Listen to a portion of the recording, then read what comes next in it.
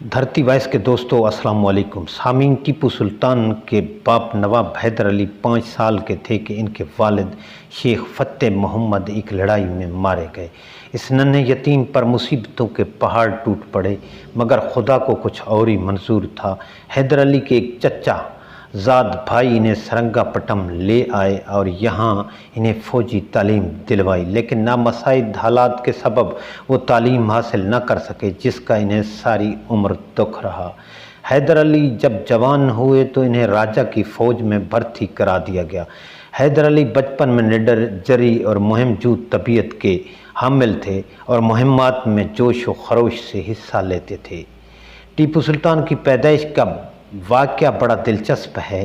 نواب حیدر علی کی میر محی الدین گورنر کھڑپہ کی بیٹی فخر النساء اور فاطمہ بیگم سے شادی کو کئی سال گزر گئے تھے، لیکن ان کے ہاں کوئی اولاد نہ ہوئی۔ ان دنوں دکن کے علاقے آرکاٹ کے ایک بزرگ ٹیپو مستان ولی کی بڑی شہرت تھی۔ حیدر علی کو خدا کے نیک بندوں سے بڑی محبت تھی، چنانچہ وہ ایک دن اس بزرگ کی خدمت میں اپنی بیوی کے ساتھ جا پہنچا اور ان سے درخواست کی کہ وہ اولاد کے لیے دعا کریں۔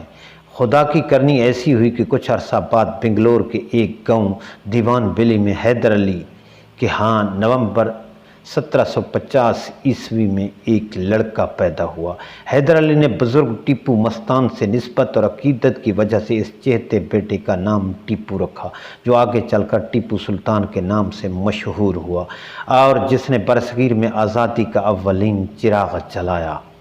ہندوستان کی تاریخ میں مغل شہنشاہ اکبر کے بعد ٹیپو سلطان وہ دوسرا حکمران ہے جو ایک بزرگ کی دعاؤں کے سبب پیدا ہوا تھا۔ ٹیپو سلطان کی پیدائش حیدر علی کے لیے بڑی ہی مبارک ثابت ہوئی اور حیدر علی کے مقدر کا ستارہ بلند ہوتا گیا۔ جوں جوں ٹیپو بڑے ہوتے گئے، ان کے والد کو ترقی ملتی گئی۔